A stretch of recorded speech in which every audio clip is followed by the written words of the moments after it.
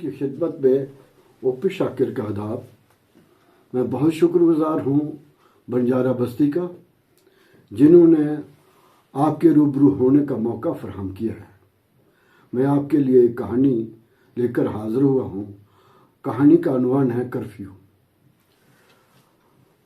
आजकल तो सबके वारे न्यारे हैं। प्यारे लाल ने सिगरेट का धुआं उगलते हुए कहा। सबके वारे न्यारे? हाँ, किशोर ने चाय के कप से चुस्की लेने के बाद कहा। अरे भाई, इस दौर में तो बस धनवान ही बलवान हो रहे हैं या फिर सियासतदान ही आजकल फैजाब हो रहे हैं। इतना कहने के बाद वो खामोश हो गया और दीवार पर टंगी हुई औरत की नीम उरिया तस्वीर देखने लगा। कुछ भी तो नहीं बदला, कुछ भी नहीं। सुधार नहीं हुआ, बल्कि समाज खामियों में दिन ब दिन इजाफा होता जा रहा है। देख लो समाज में औरत की क्या हालत है। आज भी हलाकू और चंगेज खां के दौर में रह रही है। मैं तो कहता हूँ इससे भी बदतर। और एक बात और है, प्यारे लाल सोफे की बैग से अलग होते हुए बोला, औरत खुद ही तो इसकी जिम्मेदार है। अब वो परंपराओं को लांघ चुकी है और पैसे की दौड़ में जीतने के लिए बाजार में नंगी आ गई है। फिल्मों में देखो अब क्या हो रहा है। अब वालिदैन फैमिली में बैठकर फिल्म नहीं देख सकते। कल पुन्ना बुआ की आंख में क्रिकेट की बाल लगने से उसकी आंख फूट गई। बीना ने चाय की प्यालियां मेज पर धरते हुए कहा। इसकी चीखों पुकार ने किसी पर कोई असर नहीं किया, बल्कि गली में क्रिकेट खेलने वालों ने सीटियां बजाना शुरू कर दी। कैसा जमाना आ गया है, किसी को किसी की तकलीफ की परवाह ही नहीं। बीना जमाने को कोस रही थी। अब हम आज़ाद हैं, बोलिए जनाब। कमल किशोर ने तंजन कहा। आज़ादी? ये कैसी आज़ादी है? क्या गली कूचों में क्रिकेट खेलना आज़ादी है? वो फिर किसी सोच में पड़ गई और साड़ी के पल्लू को उंगलियों पर लपेटने उधेड़ने लगी और जज्बात में आकर बोली, आज़ादी का मतलब तो है कि हम अपने देश को अपनी मर्जी से तरक्की पर चलाएं।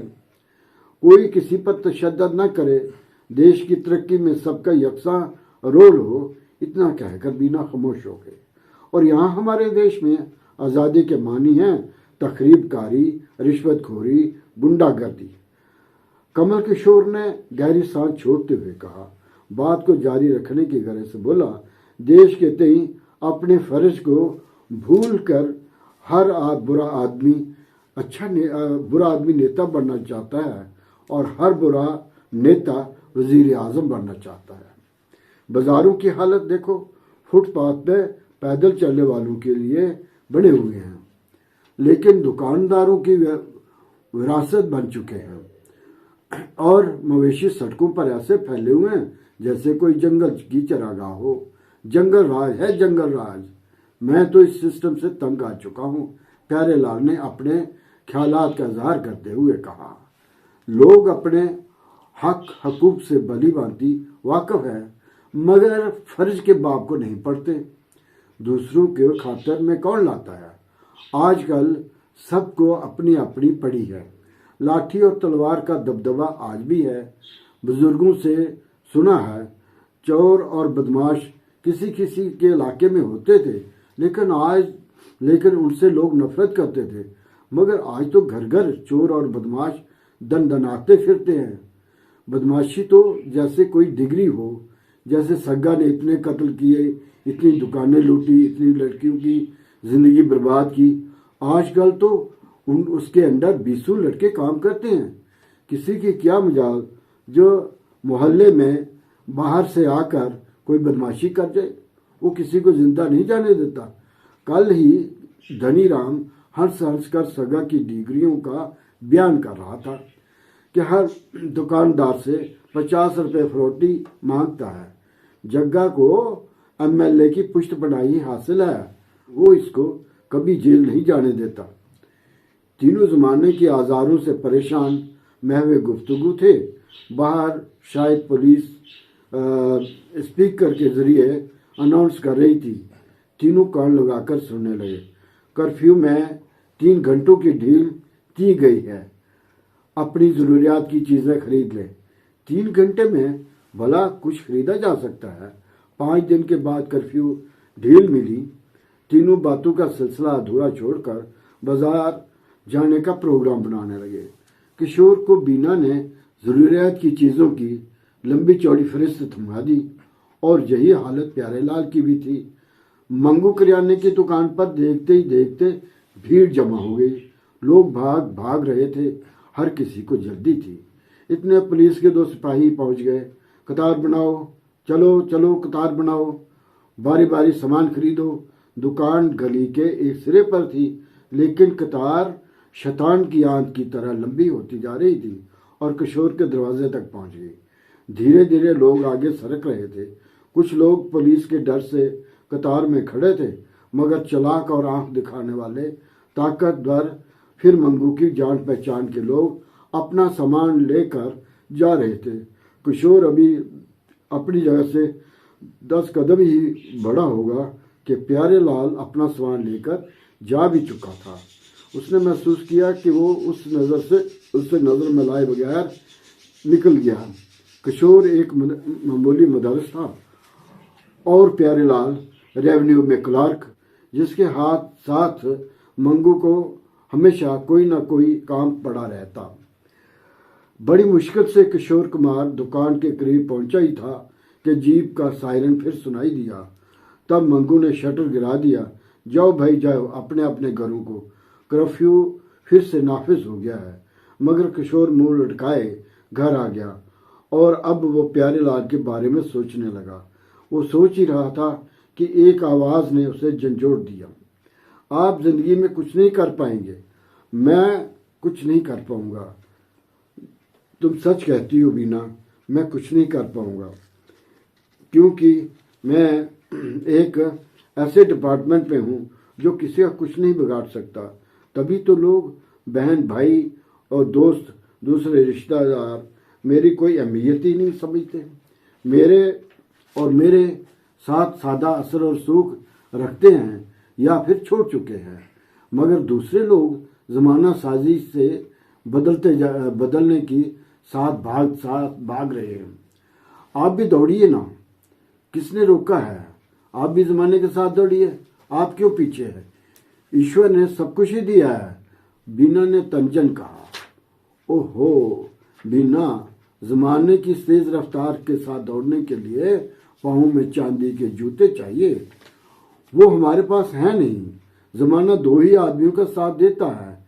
एक उस आदमी का जो किसी का कुछ बिगाड़ सकता है, दूसरा उसका जो किसी का कुछ संवार सकता है, और मैं दोनों में से एक भी नहीं कर सकता। तभी दरवाज़ा खटखटाने की आवाज़ आई। दोनों आहट सुनने लगे। आवाज़ तेजी के साथ आने लगी। कोई साथी पुकार रहा था, किशोर दरवाज़ा खोलो, किशोर दरवाज़ा खोलो। किशोर दरवाजे की तरफ लपका। कौन? किशोर ने दरियाफ्त किया। मैं हूँ हंसराज। बाहर से आवाज़ आई। दरवाज़ा खुलने पर हंसराज खाली टोकरी लिए अंदर घुसा और सांकल चढ़ा दी। वो बहुत ही घबराया हुआ था। क्या बात है, इतने घबराए हुए क्यों हो? किशोर ने दरियाफ्त किया। कैसा ज़माना आ गया है, गली के लड़कों ने मेरी सब्जी लूट ली। कौन लोग थे वो? बीना ने तशवीश का इजहार करते हुए पूछा। वही गली के मुश्तंडे, और कौन? तो तुम पुलिस को शिकायत करते? मशवरा दिया। पुलिस के रूबरू ही तो सब कुछ हुआ है, और पुलिस वाले तो उल्टा मुझ पर ही बरस पड़े। इधर कर्फ्यू है और तुम सब्जी बेचकर कानून के खिलाफ वर्जी कर रहे हो। भाग यहाँ से, नहीं तो हवालात में बंद कर देंगे। तुम नहीं जानते हो कर्फ्यू की खिलाफ वर्जी करने वालों को सीधा गोली मारने का हुक्म है। चल दफा हो जा। मेरे साथ ये हरकत करने के बाद वो लड़के कह के लगाते हुए पुलिस वालों के साथ कंपनी बाग की तरफ चले गए। तो क्या कर्फ्यू में उन लोगों को घूमने की छूट है? बीना ने मासूमियत से पूछा। कैसी भोली बातें करती हो? कर्फ्यू में तो आम जनता और शरीफ लोगों के लिए है। हमारे देश में हर कानून शरीफ आदमी के लिए है। जो लोग कानून का एहतराम करते हैं, जो उन्हें तोड़ते हैं, कानून उनकी इज्जत करता है। ये गुंडागर्दी, चोरी और सीना जोरी गलत निज़ाम की पैदावार हैं, क्योंकि कानून दान भी तो ऐसे ही ज़िम्रे में से आए हुए हैं और वो वही कानून बनाएंगे जो उनकी सियासत के माफक होगा। किशोर निज़ाम की बदहाली पर आंसू बहा रहा था। हाँ किशोर जी, अब तो हुकूमत बराए नाम है, कोई कानून बाज़ाब्ता नहीं है। अंधेर नगरी चौपट राजा। हंसराज ने किशोर के ख्यालात की तायद करते हुए कहा, आम आदमी की हालत तो वैसी की वैसी है, इसके लिए गोरे गए और काले आ गए, लेकिन गोरों के ज़माने में इतनी अंधेर गर्दी न थी। ये हालात तो सुधरने वाले नहीं हैं। कभी कभी तो सोचने पर मजबूर हो जाता हूँ कि आखिर देश का होगा क्या। अगर यही हालत रही तो वो दिन दूर नहीं जब हम फिर गुलाम हो जाएंगे और फिर कभी आज़ाद नहीं हो पाएंगे। रेवोल्यूशन कुर्बानी की मांगता है, मगर कुर्बानी देने का जज्बा लोगों में था, वो लोग अब पैदा नहीं होंगे, क्योंकि अंग्रेज़ों से छुटकारा पाने के बाद खुद गर्जी की सियासत हम पर गालिब हो चुकी है। सियासत अब व्यापार बन गई है। सियासत धनवान, दौलत, शराब, रेगिंग, बूथ कैप्चरिंग, गोली बंदूक की नोक पर वोट ऐंठ लेने की है। मजहबी रंग की बुनियाद पर लाखों लगाते हैं और करोड़ों कमाते हैं। जब तक देश पर बिगड़े हुए लोगों का कब्जा है तो देश कैसे सुधरेगा। हम अपनी कदरों को भूल चुके हैं। बिना ये कहकर सुई को जाने लगी। बिजली के हीटर पर प्रेशर कुकर सीटियों पर सीटियां बजा रहा था। 47 का ज़माना मुझे याद है।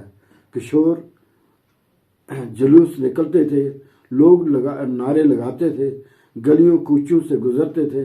पुलिस गलियों में आती तो औरतें छत से उबलता हुआ पानी फेंक देती। एक बार कॉलेज की 2 मुस्लिम लड़कियां कर्फ्यू में फंस गईं। पुलिस उनका तौक़ुफ़ कर रही थी। बात ही बात में सैकड़ों लोग इकट्ठे हो गए और पुलिस पर पथराव शुरू कर दिया। पुलिस ने फायरिंग भी की और लड़कियों को 3 दिन अपने घर में रखा और उनके घर इतला भी कर दी कि फिक्र न करे। हंसराज ने चाय पीने के दौरान कहा, उन दिनों हिंदू मुसलमान या सिख का सवाल न था, बस आज़ादी थी और आज़ादी ही एक मसला था और मुकम्मल आज़ादी की भारी कीमत चुकानी पड़ी। हुकूमत ने मुल्क भर में जब 2 दिन के बाद कर्फ्यू मुकम्मल तौर से हटा लिया और ज़िंदगी मामूल पर आने लगी तो शहर की सड़कों पर धीरे धीरे ज़िंदगी पनपने लगी और कई दिनों से छुपे हुए सेकुलरिज्म ने कबूतरों की तरह गटर गुम बोलना शुरू कर दिया। वो इलाके जहाँ कोई वारदात न हुई थी वहाँ मार निकाले गए। एक फिरके के लोगों ने कौमी यकजहती के नारे लगाए और अमन बहाली पर भाषण दिए। सेकुलरिज्म की बहाली और बरकरारी पर जोर दिया। सड़क पर कोई कह रहा था, मुख्तार हुसैन ने दीन दयाल की किराने की दुकान लूट ली है और उस लूट में सब अक्सरियती फिरका के लोग शामिल हैं। इस सब प्रोपेगेंडा हो रहा था, मगर उस लूट में अक़लियती फिरका के लोग भी शामिल थे, जिसका जिंदा सबूत मुलाजा फरमाइए। डालडा घी के 5-5 किलो के 2 डिब्बे कमल किशोर भी उठा लाया था और प्यारे लाल 1 तोड़ा खांड और 5-5 किलो के 2 डिब्बे उठा लाया था। क्या सरकार मुफ्त में बांट रही है? बीना ने तज्जुब से पूछा। सरकार नहीं बांट रही, बल्कि दीन दयाल की दुकान लुट रही है, कमल किशोर ने सरगोशियाना जवाब दिया। बीना ने डिब्बे उठाकर स्टोर में रख दिए। क्या पुलिस नहीं थी वहां पर? बीना ने स्टोर का ताला लगाते हुए पूछा। थी, मगर पुलिस ने कुछ नहीं कहा, क्योंकि सब ही कुछ ना कुछ उठा के ले जा रहे थे, यहाँ तक कि पुलिस वाले भी। हाय राम, ऐसा नर्थ भाड़ी खेत को खा रही है। ये बात ठंडी पड़ गई। हफ्ते के बाद पुलिस ने छापेमारी शुरू की। सब घरों से लूट का मार सामान बरामद किया गया। कमल किशोर और प्यारेलाल भी माफी आम में छूट कर घर आए। पुलिस के वारे न्यारे हुए, बदले में हिंदुओं ने सुल्तान का शराब खाना जला दिया, जिसमें हजारों का गुड़, बर्तन और इस्तेमाल की चीजें जल गई। पूछताछ के दौरान कुछ लड़कों को हिरासत में लिया गया, जिसमें चंदू झीर, उसका बेटा गीताराम, गंगू नाई, पिस्सू, तोतू और बल्लू वगैरह थे। ये समाज में पिछड़े हुए तबके से थे और जो शहर के मोअज़्ज़िज़ और नामी आदमियों के पास भाग दौड़ कर रहे थे। हारे हुए मेंबर असेंबली दुर्गादास, जिन्हें एक शरीफ आदमी होने की वजह से वोट न देकर हरा दिया गया था, फिर भी लोगों की मदद के लिए थाने चले गए और आम आदमी के लिए आम माफी पर 500 रुपये फी फर्द के हिसाब से सौदा चुका दिया गया। असल बात का तो किसी को भी इल्म न था कि ये दोनों वारदातें कर्फ्यू के खात्मे के बाद जानबूझकर आला हकाम की इमाम पर करवाई गई थी, ताकि हालात मज़ीद ख़राब हों, फसादात वगैरह हों और जहां दोबारा कर्फ्यू नाफिज करने की नौबत आ जाए और फिर जिस तरह से शरीफ लोगों को उसका खमियाजा भुगतना पड़ेगा। खुदा हाफ़िज़।